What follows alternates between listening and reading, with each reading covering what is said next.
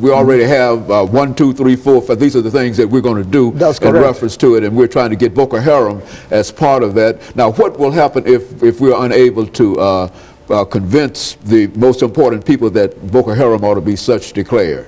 Well, my view is that it would be declared very soon, sooner than later, given what is happening now. I think there are some political sensitivity towards the Nigerian government, not to declare them, a foreign terrorist organization, because it might affect, a whole lot of things in relationship with the government. Travelers and all that. More travelers might come under more scrutiny from the north and all that if they are declared. So I think that's part of the problem, being diplomatically sensitive to the Nigerian government. However, given their history now, I think it would be appropriate for the government to really declare them a foreign terrorist organization, because that's what they are. That's what they are. When they start bombing churches and killing civilians and they're trying to take over sections of the country, that's correct. What else does it take to be called a terrorist organization? And United Nations buildings, all that. That's an international building there. You're bombing. The Americans in there, British in that building. So they should be declared a foreign terrorist organization. That's exactly what they are. Because if you don't, and they grow stronger, they will threaten the Nigerian government more. Now, they don't lack recruits. Okay? They don't lack recruits. Because the more the Nigerian police, which are ill-equipped and ill-trained, fight them, the more they get more recruits. So the one way that the U.S. government can help the Nigerian government is to train those policemen more, not only in counter-insurgency, but a way to deal with civilians. You see, the police force there is so oppressive and vicious to its own civilians that people are scared to tell the police anything. They try to keep law and order and keep everything under control in a real sense, and so they're not in favor of First Amendment rights and et cetera. That's correct, and that alienates a lot of people. So, a police force cannot fight an insurgency when you can't get intelligence from the people. Intelligence is the most important thing in fighting any insurgency. And the people don't want to have anything to do with this. And the people don't want to have anything to do with the police, because they are scared if they give police information, they might be arrested themselves, instead of police saying thank you and deal with the information.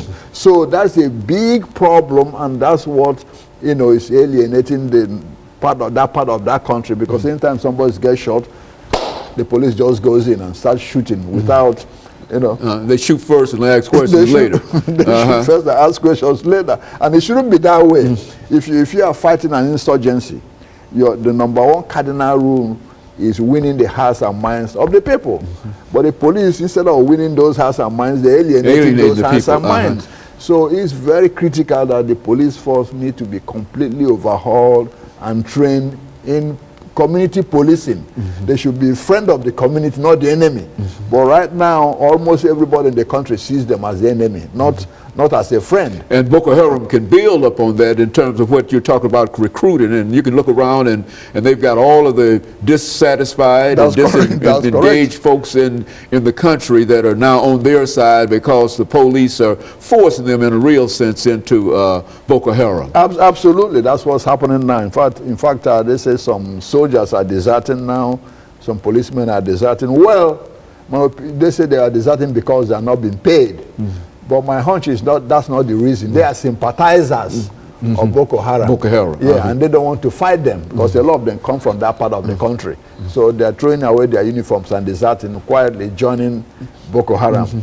And that's what's going on. Well, Dr. Madu, I think we've got about a minute left before we end this show for today, but I think that this is an eye-opener in a real sense for the American government, and I think the government already understands that there's a problem, but I don't think that we've put enough attention or paid enough attention. I think that this last recent Christian bombing and et cetera sort of brought more attention to Nigeria, but so you're saying is that we can expect much more of that unless we become more involved in reference to trying to deal with this Boko Haram threat. Exactly, in trying to retrain the Nigerian police, particularly in counter-insurgency. Very good. And of course, Dr. Madu, let me thank you for bringing by that excellent information in reference to this terrorist group. And I think, as we've said before, that it seems that you've got a lot of information information that only you have, and we're glad that you're sharing it with us. And let me encourage our audience to tune in again next week for another informative edition of Comments.